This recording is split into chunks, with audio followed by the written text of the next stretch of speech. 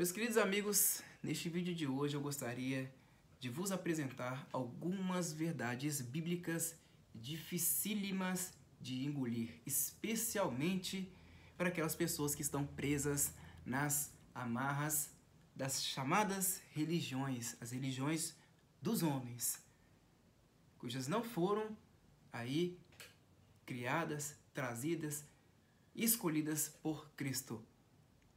São definições dos próprios homens. Esse vídeo aqui vai ser um soco na cara de muita gente, mas eu espero que seja também uma forma de libertar muitas pessoas.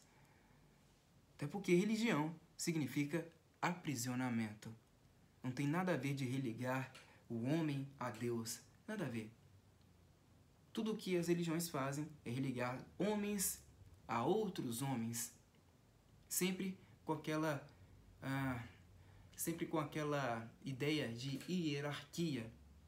Uns maiores do que os outros. Isso nada tem a ver com aquilo que Cristo pregou e nos ensinou. Eu separei aqui alguns versículos, claro, não com o intuito de enganar vocês, né? Muitas pessoas dizem, não, porque pegar versículos isolados, isso aí não é um estudo das escrituras, isso na verdade é distorção. Eu não fiz isso, coisa doce. Você pode ficar despreocupado, viu?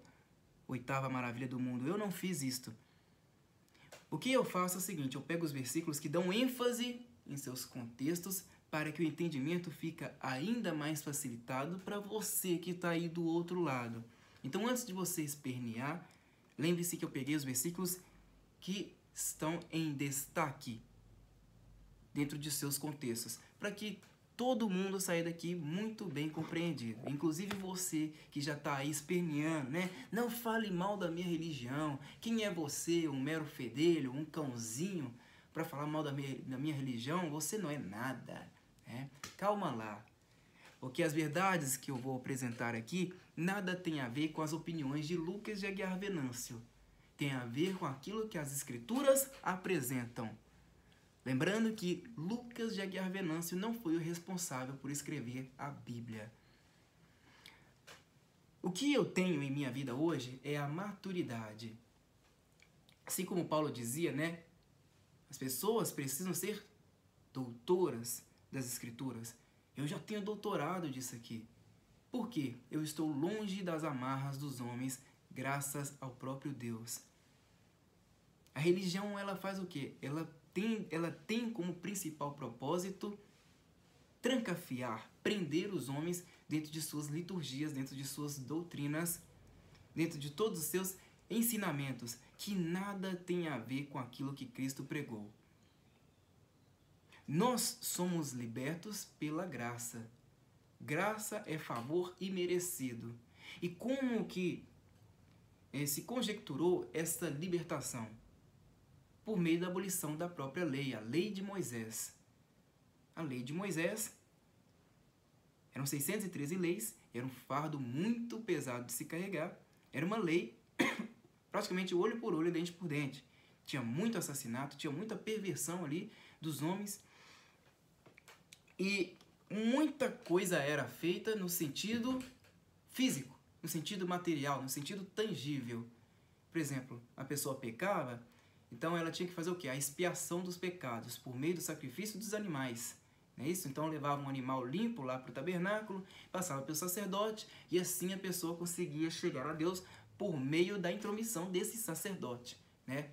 Passava por esse pedágio para que assim a pessoa chegasse a Deus. Hoje não. Não precisamos de um sacerdote. Nosso sumo sacerdote hoje é o próprio Jesus Cristo, que se encontra no coração de cada homem. Lembrando que hoje fazemos parte de um reino perfeito, um reino que já era escolhido, né? E que veio por meio do sacrifício do Cordeiro, por meio do derramamento do sangue de Jesus Cristo naquele madeiro. Antes, Jesus veio para a nação de Israel, e o mundo ao qual a Bíblia se referia até ali, né? Embora algumas passagens a gente encontre ali no Novo Testamento, o mundo do qual eles se referiam era o mundo de Israel, né? Era um tempo, vamos dizer assim, delimitado. O Yaion era um tempo delimitado porque os dias futuros aos quais estavam referindo eram os dias que estariam por vir depois da crucificação de Cristo. Então existia uma divisão entre judeus e gentios. Hoje não. Todos nós fazemos parte de um povo eleito, de um povo só, de um povo apenas, cujo pertence a um reino perfeito. Nós vivemos num reino perfeito e Jesus Cristo está vivo e entre nós. Eu espero que vocês compreendam isto, que não precisa passar por nenhum líder religioso, por nenhum líder espiritual para que se chegue a Deus, porque Ele já está dentro de nós. Nós somos a igreja de Cristo e Ele se encontra dentro de nós. E como que a gente encontra muito bem esta evidência? Por meio do amor próximo, que é uma prática que deve existir entre os homens cotidianamente, rotineiramente, frequentemente. Essa evidência é mais plausível de que a fé faz parte da vida dos homens.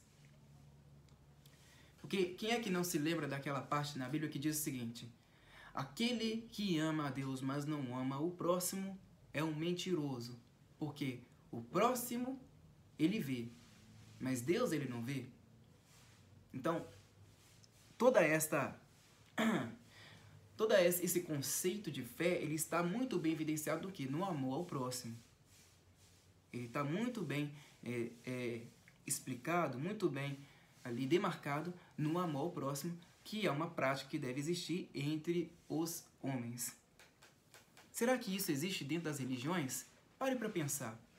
Faça um breve raciocínio. Primeiro que, segundo a ideia das religiões, o Deus, o Supremo, o Todo-Poderoso, dono de tudo que há no universo, segundo as religiões, a visão das religiões, esse Deus, na verdade, está dividido, porque cada uma tem as suas doutrinas. Não, porque aqui a gente compreende que Deus manda guardar o sábado. Não, aqui a gente compreende que ele não manda guardar o sábado, mas tem que participar de cultos. Não, aqui a gente compreende que tem Santa Ceia. Não, aqui a gente compreende que não tem Santa Ceia. Não, aqui a gente compreende que tem que subir e descer monte. Não, aqui a gente compreende que não tem que fazer isso. Não, porque aqui a gente compreende que tem que jejuar. Não, aqui a gente compreende que não tem que jejuar. Cada uma com a sua doutrina. Aqui a gente entende que tem que pingar óleo ungido. Não, porque aqui a gente compreende que não tem que pingar óleo ungido. Aqui é culto, aqui é escola dominical. Não, aqui é catecismo. Não, aqui a gente chama de culto. Não, aqui a gente chama de missa. Cada uma com a sua doutrina é como se Deus estivesse, Deus, o próprio Jesus Cristo, estivesse dividido. Quando, na verdade, ele é uno. E está em todas as coisas. Se você fizer essa breve reflexão, vai entender que eu não estou aqui para mentir, para enganar. Até porque é uma coisa muito óbvia. Aquele que tenta encaixar toda a soberania, todo o poder de Deus dentro de um templo de pedra, está totalmente preso na ignorância. Como é que você pode prender o Altíssimo dentro de templos construídos, feitos por mãos de homens? Mais ainda, vários templos, até porque são vários em cada esquina. É o que a gente encontra, por exemplo, dentro do Brasil. Cada quarteirão que a gente passa é um tabernáculo levantado. Mas tudo isso corresponde ao quê? À lei de Moisés, cuja já foi abolida. A lei falava de sacrifício, não é isso? A lei falava ali de liderança espiritual, coisa que já não existe hoje mais, porque próprio Jesus Cristo fez questão de abolir. Vamos lá, para 1 João 3:4. Vamos ver aqui nesta Bíblia, tá? Essa aqui não é uma Bíblia de estudos, a qual eu costumo trazer aqui para o canal, Para quem já está me acompanhando há bastante tempo, sabe que eu estou trazendo a leitura desta Bíblia aqui, é King James 1611, que é uma Bíblia de estudo, que requer muita disciplina para ler. eu vou usar uma outra Bíblia para seguir esses versículos que eu separei para todos vocês, tá? Essa Bíblia aqui está muito mais simplificada e vai nos ajudar bastante nessa compreensão. 1 João 3,4. Vamos ver aqui no índice remissivo para ficar muito mais fácil. 1 João está na página 1411 desta Bíblia aqui, né? A Nova Versão Internacional. Palavras de Jesus em vermelho, textos coloridos. A Bíblia é muito mais intuitiva. Essas Bíblias de estudo, elas são muito mais difíceis de entender, tá? Requer muita disciplina, assim como eu falei, muita atenção. E outras Bíblias são muito mais diretas, tá? Assim como essa aqui, ó. E aí, então, fica a cargo de vocês escolherem qual Bíblia vocês preferem utilizar. Quando eu quero um entendimento mais rápido, eu pego essa daqui, que tem tudo muito mais sintetizado. 1 João 1411. Vamos lá ver. Página 1411 desta Bíblia. 1411.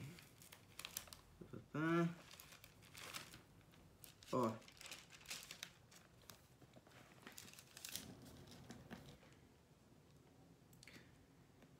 Todo aquele que pratica o pecado transgride a lei. De fato, o pecado é a transgressão da lei.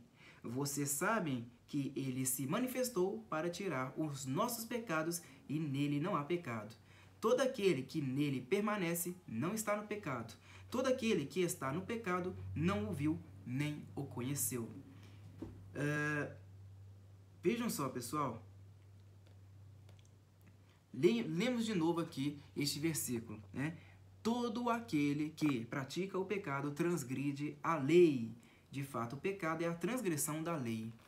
Existe a lei até hoje ou não? Não. A lei foi abolida.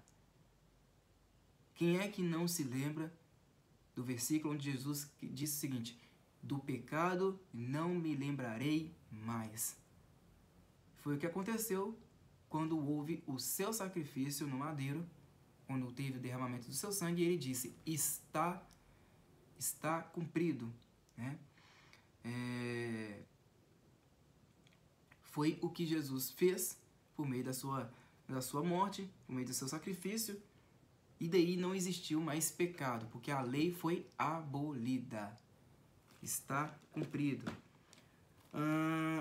Um versículo muito fácil de entender, mas o que as religiões vão lá e fazem? Não. Que na verdade, o fim do pecado, a lei que eles estão falando aí, né, é quando Jesus voltar. Jesus vai voltar e vai resgatar a sua igreja, né? Então, por isso, ele tira os nossos pecados. Enquanto nós estamos aqui nas religiões, nós temos o poder de ir lá, viver em santidade e nos livrarmos do pecado. Será mesmo? Ou será que Jesus acabou com a lei, eliminou a lei por meio do seu sacrifício e ele já fez questão de voltar? Aquele que vive buscando a volta do Senhor Jesus Cristo é porque não sabe que ele está vivo e entre nós.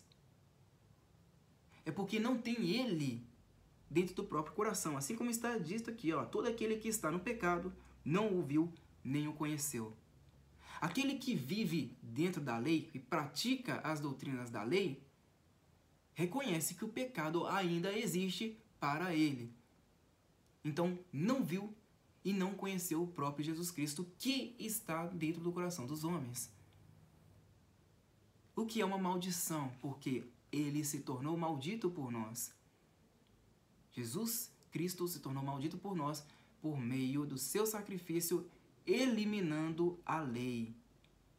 A lei, né, que se fosse transgredida, não é isso? Manifestava o pecado nos homens. Então, quem vive, ou quem tenta trazer a lei para os dias atuais, vive sob maldição e reconhece o pecado e automaticamente não tem o próprio Cristo dentro do seu coração.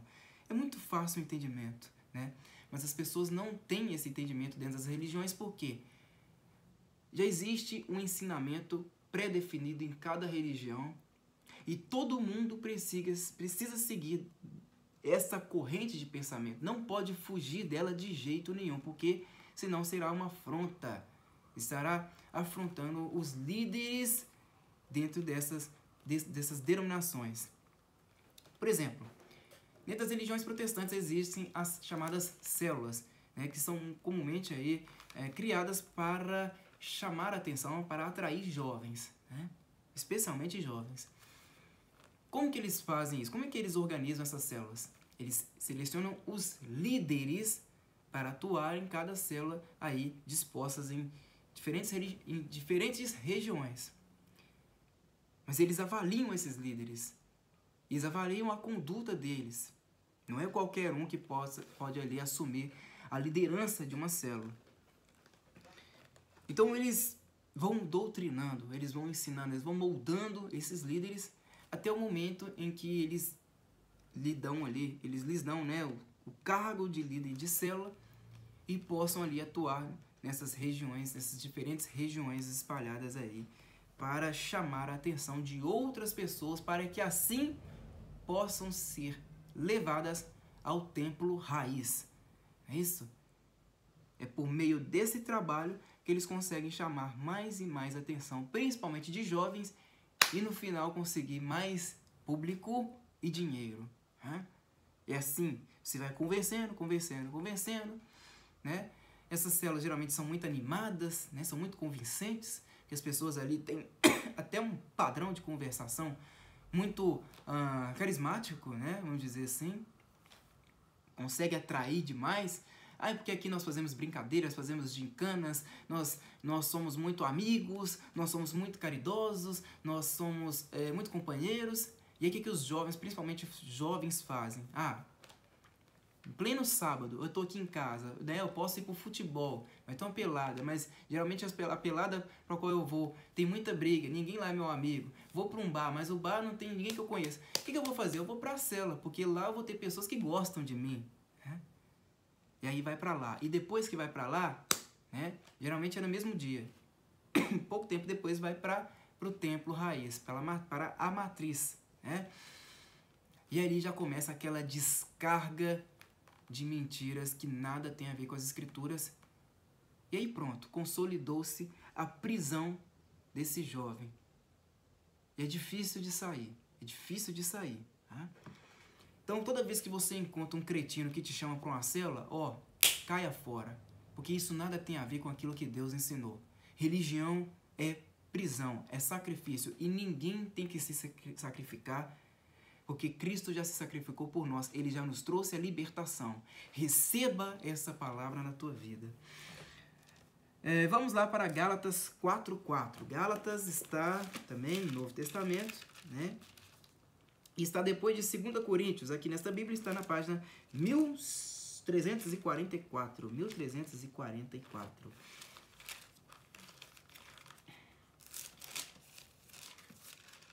Isso tudo que eu estou trazendo aqui para vocês, pessoal, isso aqui é fonte de muita discussão. Isso aqui é fruto de muita discussão.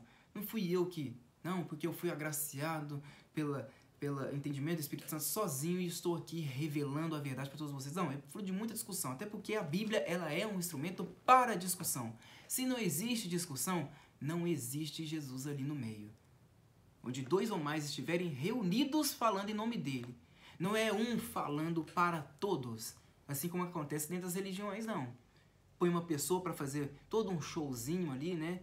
Sobe no palco, pula, grita, né? Faz todo aquele malabarismo para tentar atrair os outros e fala que está dizendo a respeito de Jesus, quando na verdade não tem Jesus ali no meio.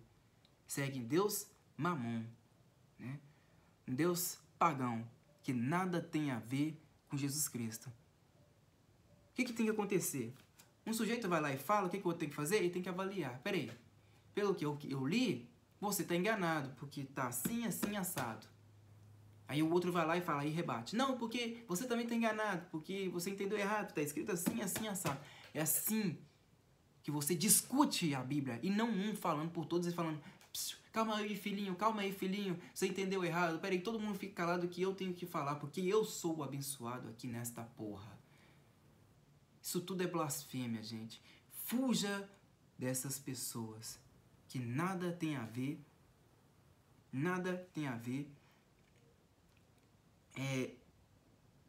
com aquilo que Deus mandou praticar. Que é o amor ao próximo, basicamente. Para quem lê a Bíblia, entende que o ensinamento maior é amor ao próximo. Acabou. Tanto que eu já disse várias vezes aqui no canal, você não precisa decorar as escrituras, decorar os livros da Bíblia, porque a Bíblia já está pronta, meu filho. Você tem que extrair o quê? O básico da Bíblia, que é o quê? Amor ao próximo. Se você já vive isso, pronto. Por que você tem que aprender sobre contextualizar a Bíblia, etc, etc? Basta ter amor ao próximo e ter fé. Porque, querendo ou não, por meio do amor ao próximo, você já está vivendo em espírito e em verdade. É só isto. Várias vezes eu disse aqui no canal, para quem vive o amor ao próximo, não precisa ler a Bíblia. E a própria Bíblia diz isso. As pessoas que vivem em santidade, elas não precisam ter o conhecimento das Escrituras porque já estão vivendo aquilo que Deus ensinou. Diferentemente de religiosos, porque eu tenho curso de hermenêutica, eu tenho curso aí de teologia, eu sei todos os livros de cor, eu sei as passagens bíblicas de cor, sei citar de cor salteado. Oh, maravilhoso, maravilhoso. Mas não vive o que Deus aplicou. Vocês não têm parte com Deus. Vocês estão na morte eterna. O espírito de vocês não volta para Deus. É um espírito que vai ir para a terra e vai ser consumido pela terra, porque parte com Deus não há. Gálatas 4:4. Dói, né? Eu sei que dói, mas custa aceitar a verdade em Cristo? Não, não custa. Custa aceitar a libertação? Não custa. Mas vocês gostam de viver engaiolados como pássaros, pássaros adestrados, Tá lá recebendo a papinha, tá lá recebendo a água, tudo bonitinho, tem medo de fugir da gaiola, de viver na libertação. O mundo, pessoal, é gigantesco, é tanta coisa pra gente experimentar, pra gente amadurecer. Por que vocês querem viver sempre debaixo do mesmo galho? Não, porque o meu pastor disse isso, porque o meu líder disse isso, eu tenho que cumprir. E cumpre 30, 40, 50 anos ou mais, até morrer. Paulo disse, vocês não amadureceram. Vocês são meninos inconstantes, que vivem o quê? De papinhas na boca, me dá a colher, olha aviãozinho, outro.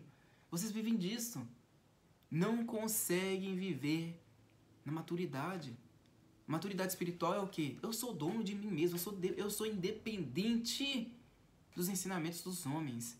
Porque eu tenho um guia muito maior, que é o meu Senhor Jesus Cristo, que está dentro do meu coração.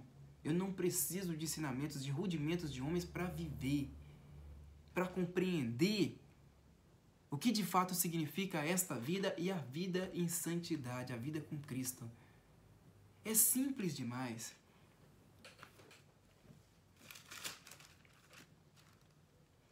Há um só corpo e um só espírito, assim como a esperança para a qual vocês foram chamados é uma só.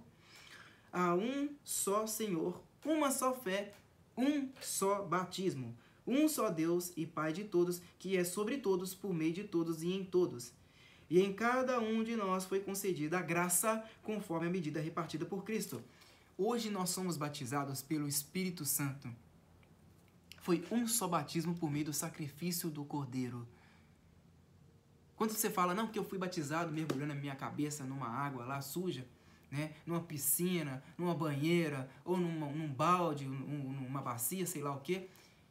E quando você submete e fala, não, eu sou nova criatura. Quando você faz isso, você está afrontando o próprio Deus, porque nós não somos batizados pelas águas mais, nós somos batizados pelo Espírito Santo. Não digo mais, porque nós somos um outro povo, um povo eleito, cujo não faz parte daquele povo da época em que Jesus veio, quando se manifestou como um homem, que era o povo de Israel, os judeus. Tinham tanto os judeus dentro de Israel, quanto os judeus dispersos fora da nação de Israel. Mas a diferença era básica, judeus e gentios. Não existe isso mais hoje. Acorda, nós somos um povo só. Quando veio o apóstolo Paulo, Paulo veio para pregar o quê? Para fora da nação de Israel. porque havia os judeus dispersos fora da nação de Israel. Então ele precisava aplicar essa palavra da graça fora da nação de Israel, até que houvesse a queda do templo, que foi no ano 70 depois de Cristo. O próprio Paulo não acompanhou a queda do templo, ele morreu antes. Mas ele ensinou a palavra da graça para essas pessoas que estava em transição. Por que em transição? Porque o templo não tinha caído ainda, mas caiu. E depois que caiu, acabou. Tudo foi consolidado. É por isso que ninguém precisa ensinar nada de Bíblia mais. Não precisa nada de doutor, mestre, senhor doutor, aqui e ali, para ficar te ensinando sobre Bíblia. Por quê? Ela já está feita, olha ela aqui. Ela já está pronta. Não precisa te ensinar mais nada, só precisa te ensinar o seguinte: viva o amor próximo, mas sem ficar fazendo barganha com Deus, porque Deus não é bobo não, meu filho. Deus não é bobo não. Nós somos salvos sim, nós não temos pecados mais, porque o próprio pecado ele fez questão de tirar por meio da sua crucificação, mas Deus não é bobo. Você planta, você colhe. Ama o próximo, mas ama com verdade. Não com aquele intuito de, vou amar o próximo porque Deus vai me agraciar lá na frente. Não faça isso não, porque você está se enganando e tentando, de alguma forma, enganar o próprio Deus Supremo, dono de tudo que há neste universo.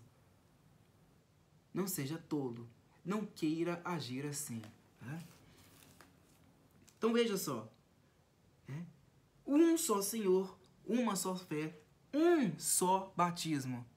Nós somos batizados pelo sangue que foi derramado por Cristo. Não existe mais nada de eu sou nova criatura. Puta que o pariu. Nós somos um povo eleito. Desde antes da concepção do mundo, nós já éramos escolhidos. Como é que você pode dizer que ainda assim você precisa se sacrificar, você precisa ser batizado? Não precisa mais. E outra, eu falei salvação aqui. A verdade mesmo é que nós não fomos salvos. Puta, Lucas, peraí. Agora você já foi demais, você extrapolou. Calma aí, meu amigo. Essa aqui é uma palavra apenas para os amadurecidos espiritualmente. O que é salvação? Imagine só um homem tá lá se afogando, tá lá em alto mar. O cara sabe nadar, né? Mas vai lá em alto mar porque se sente o bichão e tá lá afogando, tá se afogando. Ai, meu Deus do céu, vou morrer, tá se afogando. Quando ele grita socorro, alguém vai lá para salvá-lo, não é isso? Porque ele está diante de uma situação de perigo. Qual o perigo que nós, povo eleito, corremos? Nenhum. A nação de Israel correu na época em que Jesus se manifestou como um homem. Então aquele povo foi salvo. Nós não temos nenhuma salvação, por quê? Nós não corremos nenhum perigo. Então aprenda a assimilar as coisas. Não, porque nós somos salvos. Calma aí. Deus salvou toda a humanidade. De fato, isso aconteceu. Mas qual o perigo que nós corremos? Nenhum. O perigo que a gente corre é o da religião. Se for falar de salvação para hoje, existe naquele quesito onde o sujeito, onde o indivíduo está preso na religião e, de algum modo, ele consegue se desvencilhar e consegue se desligar dessas doutrinas. Aí sim você pode falar de salvação. De outra forma, não existe. Aquele que vive em santidade, ele pode até tentar ser enganado pelas religiões, mas eles não conseguem. É o que a Bíblia diz, né? Se possível, enganam até os eleitos. Mas se possível, presta atenção nessa passagem, se possível. Mas quem não é eleito fica enganado mesmo, ó.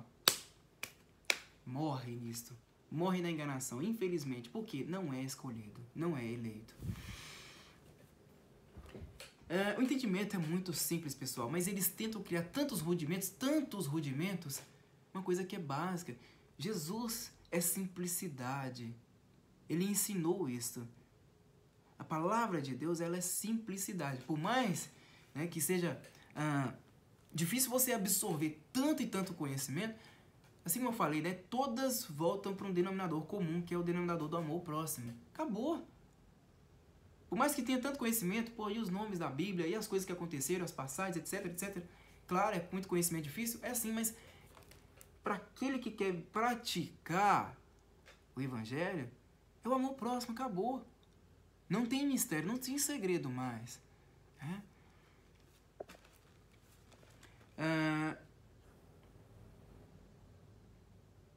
Vamos para Efésios. Efésios, tem muitas partes aqui bem interessantes em Efésios que eu gostaria que vocês me acompanhassem com os olhos do Espírito Santo. Vamos para Efésios 2. Essa parte aqui derruba muito religioso, né? Que está acostumado a aplicar só o Velho Testamento, né? Que, claro, com o Velho Testamento você consegue aprisionar pessoas. Com o Novo, aí fica difícil, né? Principalmente quando se fala a respeito de apóstolo Paulo. Aí fica muito difícil. Pouquíssimo se fala de apóstolo Paulo dentro das religiões. É como se apóstolo Paulo estivesse pregando a lei ainda. É isso que eles fazem dentro dessas denominações. O que é uma afronta ao próprio Deus. Uma afronta. Paulo chamou a atenção de Pedro justamente porque Pedro ainda estava preso na lei. É simples demais de entender isso. Vamos lá, Efésios 2. Efésios está na página 1351. Efésios 2. Vamos ler aqui do versículo 1 até o versículo 8. A nova vida em Cristo, a nova vida. Né? Lembrando que Jesus de Nazaré era um, Jesus Cristo é outro. Jesus de Nazaré veio para a nação de Israel. Jesus Cristo é para a humanidade. Pô, Lucas, mas peraí, você está dividindo Cristo? Que isso? Isso é um absurdo, isso é uma blasfêmia. Ele veio para cumprir a lei, coisa doce. E com o derramamento do seu sangue, ele salvou a humanidade. Simples de entender, né? Até um certo ponto, ele estava cumprindo a lei para os judeus. Veio para os judeus e ainda assim ele não foi recebido por eles. E aqueles que se denominam judeus hoje, lembrando que não tem divisão de povos mais, porque somos um povo só, renegam o sacrifício de Cristo e ainda assim não recebe. Até hoje, mesmo depois da sua morte, não recebe. É incrível isso, né? É incrível como o homem é assim, ele é astuto. Ele é cara de pau mesmo, que queria afrontar o próprio Deus. A nova vida em Cristo. Vocês estavam mortos em suas transgressões e pecados. Mortos. Nos quais costumavam viver quando seguiam a presente ordem. A ordem daquele momento. Preste atenção em cada palavra. Presente ordem. Aqui, né, é Paulo falando lá em Efésios. Explicando o que acontecia na época da lei. Quando seguiam a presente ordem deste mundo e o príncipe do poder do ar, o espírito que agora está atuando nos que vivem na desobediência. Anteriormente, todos nós também vivíamos entre eles, satisfazendo as vontades da nossa carne, seguindo seus desejos e pensamentos. Como os outros, éramos por natureza merecedores da ira. Todavia, ou seja, entretanto, contudo, no entanto, Deus, que é rico em misericórdia, pelo grande amor com que nos amou, deu-nos vida com Cristo, ou seja, ele enviou seu próprio Filho para nos salvar da lei, quando ainda estávamos mortos em transgressões. Pela graça vocês são salvos. Deus nos ressuscitou com Cristo e com ele nos fez assentar nas regiões celestiais em Cristo Jesus. Isso é Paulo falando para os judeus dispersos. Antes eles estavam mortos as transgressões da lei. Veio a graça, Jesus libertou esse povo da lei, não é isso? E ressuscitou esse povo. Deus fez isso enviando seu único filho. Né? Cristo ressuscitou todo esse povo, né? E com ele nos fez assentar nas regiões celestiais em Cristo Jesus, para mostrar nas eras que hão de vir, né? Lembre-se, né? Vamos entender aqui, conjugação verbal, que hão de vir, ou seja, naquela época que Paulo estava falando, já tinha vindo? Não. Hão de vir, depois da queda do tempo, né? A incomparável riqueza de sua graça para conosco em Cristo Jesus. Nós fazemos parte de um reino perfeito e é justamente desse reino que Paulo está se referindo aqui. Pois vocês são salvos pela graça por meio do batismo nas águas? Não. Por meio de subir desse monte? Não. Por meio de sacrifícios? Não. Por meio da fé. E isto não vem de vocês, é dom de Deus, não por obras. Olha aqui, você que pega a sua Bíblia, né? Vai lá, fala assim, eu vou para a igreja agora, né? Dá licença, mundo, que eu vou para a igreja. Aí você vai lá, pega a sua Bíblia, né? E nem olha para o lado, sai andando na rua, não olha para o lado, fecha a cara para todo mundo, bota lá um terno, né? Comprado ali a R$100, que passou das canelas, já passou dos punhos, acha que está ali em santidade. Quando você faz isso, você não passa de um mero bocó. Porque nós somos salvos pela fé. Isso que você está fazendo é o que? É obra para tentar mostrar. E a gente não é salvo por obras, teu animal. Religião já foi enterrada há muito tempo, né? Essa passagem aqui é fantástica, né? Em Efésios. E é por isso que eu preciso que vocês se atentem bastante a ela. Porque não é para qualquer um. Muita gente vai vir aqui no canal, vai espernear, vai espumar de raiva. Que é isso? É um absurdo. Um merda desse falando que não tem que se frequentar religião. Isso é até um crime, né? Vão me acusar até de estelionatário. Sendo que existe uma diferença gigantesca entre mim e Edir Macedo e o próprio Papa e Valdemiro Santiago, né? Este merda, esse cretino desse Silas Malacheia, por aí vai. Todos esses bostas que se juntar todos não dão um só. Existe uma diferença dantesca entre mim e esses caras. E qualquer um consegue comprovar isso. A não ser aqueles que são desgraçados de corpo e alma, né? Infelizmente tem essas pessoas aí. Vamos lá. Continuando. Em Efésios estava onde? Sai aqui. 1351.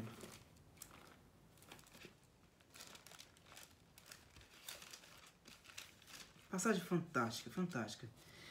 Porque somos criação de Deus, realizada em Cristo Jesus, para fazermos boas obras, as quais Deus preparou antes para nós as praticarmos. Que boas obras eram essas? Eram essas, o amor ao próximo. Tudo que Jesus pregou foi o amor ao próximo. Foi isso. Ele cumpriu a lei, mas ele ensinou o quê?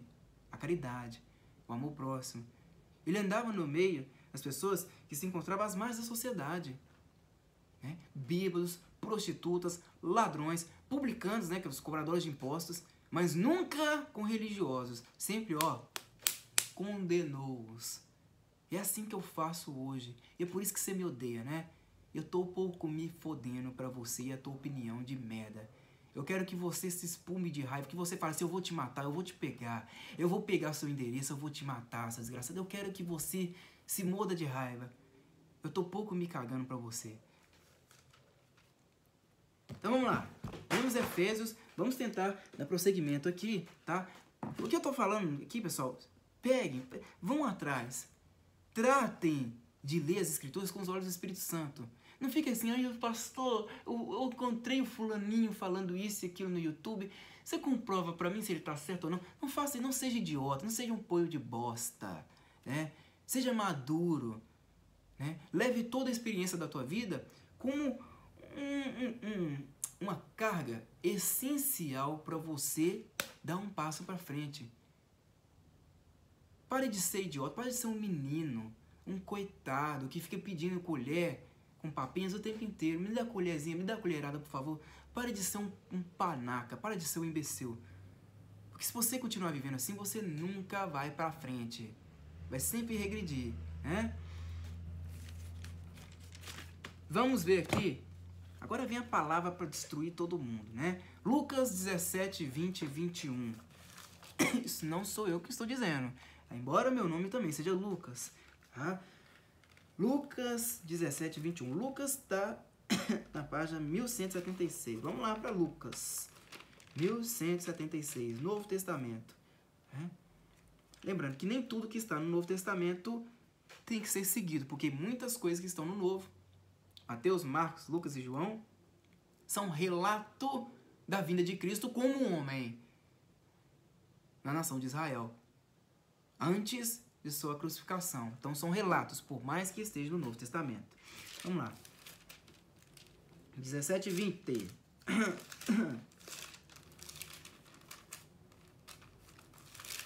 Presta atenção aqui, coisa linda e maravilhosa. Você vê que eu não estou mentindo, né? Você fala que eu sou um mentiroso, um vagabundo, né? Um cão guloso, né? Talvez você esteja me confundindo com o teu líder espiritual aí, com o teu líder de merda. A vinda do reino de Deus. Certa vez, tendo sido interrogado pelos fariseus, ou seja, os religiosos da época, sobre quando viria o reino de Deus, Jesus respondeu: o reino de Deus não vem de modo visível, nem se dirá, aqui está ele, ou lá está, porque o reino de Deus está entre vocês. Olha que fantástica essa passagem, né? E você fala que não, porque ele vai buscar a sua igreja para levar para o seu reino, que o reino dele está lá nos céus. Puta que pariu, tu é burro mesmo, né? O reino dele está aqui, teu imbecil. O reino dele está aqui, ele está entre nós. E não sou eu, Lucas de Aguiar Venâncio, que está dizendo isso. Está aqui na carta de Lucas 17, 20 e 21. Depois disse a seus discípulos, lembrando que não tinha acontecido a crucificação. Lembre-se de contextualizar as partes na Bíblia. Chegará o tempo em que vocês desejarão ver um dos dias do Filho do Homem, mas não verão. Dirão a vocês, lá está ele, ou aqui está. Não se apressem em segui-los, pois o Filho do Homem, no seu dia, será como o relâmpago cujo brilho vai de uma extremidade à outra do céu. Mas antes é necessário que ele sofra muito e seja rejeitado por esta geração. Está falando a próxima geração? Está falando de nós aqui? Não, está falando da geração de Israel, porra. Ou tu é burro? E que brilho era esse? Houve uma divisão do tempo, né? Rasgou-se um véu do céu quando houve a crucificação, né, do próprio Senhor Jesus Cristo. Houve uma divisão do tempo. Tanto que quando se fala que não se mistura vinho velho de vinho novo, é justamente que não se mistura lei com graça. Toda a Bíblia ela é focada nisso, porque toda a Bíblia ela é aglutinada na figura do próprio Jesus Cristo, na morte dele. Lei e graça. Hoje nós vivemos na graça. Não se mistura vinho novo com vinho velho. Simples assim. Então, esse brilho é qual está falando aí, né, que ia de uma extremidade à outra do céu. E aí tem outras passagens que vocês podem consultar. Acompanha aí. Colossenses 1,13. Não existe culto de libertação, né, porque nós já somos um povo liberto. Colossenses 2,16 e 17. Né, que nós não fazemos parte de um reino tangível, né, porque tudo na época da lei era tangibilidade. Então, o pão representava o próprio Deus, né, isso, o sacrifício dos animais representava a expiação dos pecados, né, isso, a limpeza, a pureza significava ali, né, o próprio cordeiro. Tudo era materializado. Hoje não, tudo é em espírito e em verdade. Não tem nada materializado. Hoje nós vivemos num mundo de ilusões. Não é isso? Nós vamos morrer. Nós vamos para o inferno. Todos nós iremos para o inferno. O inferno é o quê? A sepultura.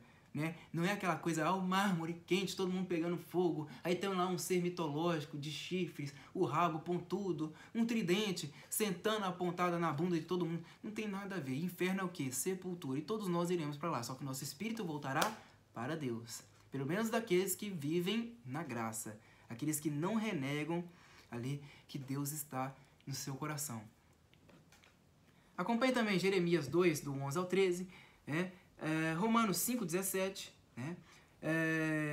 Romanos 14, 17, 18 e 19, Hebreus 10, 36, 37, 38, 39, Hebreus 12, 38. Acompanhem todas essas partes aí que vocês vão ter entendimento. E por fim eu gostaria de fechar em Atos 7, 48.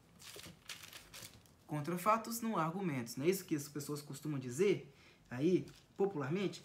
Página 1253 está Atos, nesta Bíblia aqui, 1253.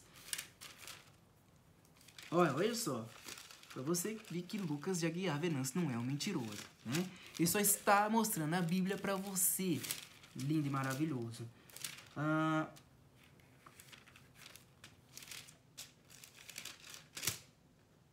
Olha aqui, tá evidente, né? 7h48, ó. Cadê? Onde tá o meu dedo aqui? Ó. Aqui. Tá de verde. Todavia, o Altíssimo não habita em casas feitas por mãos de homens. Como diz o profeta, o céu é o meu trono, e a terra o estrado dos meus pés. Que espécie de casa vocês me edificarão, diz o Senhor. Será que ele cabe num tabernáculo, seu merda? Não, não cabe, porque ele é dono do universo. Você, quando faz isso, você sabe o que você faz? Você tenta diminuir a imagem de Deus, como se ele estivesse aos seus pés. Pera aí, eu vou colocar Deus dentro desse tabernáculo, dentro desse templo aqui. Não existe isto, pateta. Isso é tudo uma coisa previsível, né? Isso é tudo presunção, isso é coisa de filho da puta mesmo. Eu acho que não tem nem palavrões para definir essas pessoas. Olha aqui, olha só, olha a continuação. Que espécie de casa vocês me edificarão, diz o Senhor? Ou onde seria meu lugar de descanso? Não foram as minhas mãos que fizeram todas essas coisas? Então, antes de você falar assim, eu vou lá, eu vou pegar meia dúzia de tijolos e vou levantar essa merda aqui, pronto. Antes de vir você, fedelho, ele já existia, porque ele é o verbo. Não é muita presunção da tua parte, não? Você não está agindo como uma espécie de ejaculação precoce, dizendo que Deus se encontra dentro de tabernáculos, dentro de templos de pedras, teu animal.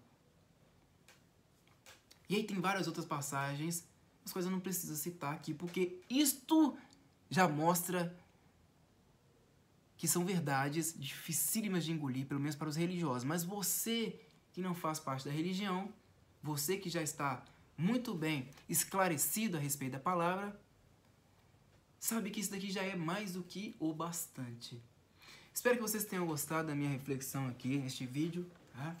Eu posso ter me extravasado aí um pouco, mas eu não consigo lidar muito bem com canalhas. É muita cretinice que a gente vive no mundo de hoje, especialmente quando se fala a respeito de religião. Muito obrigado a todos que me acompanharam até aqui. Deixem no campo dos comentários a opinião de vocês. Mas lembre-se, tudo de acordo com as escrituras. Quando eu digo opinião de vocês, é embasado na palavra de Deus. Não vem aqui falar, eu acho, pelo que eu entendi. Não, é de acordo com a palavra de Deus. Tudo tem que estar aqui, ó, testificado aqui.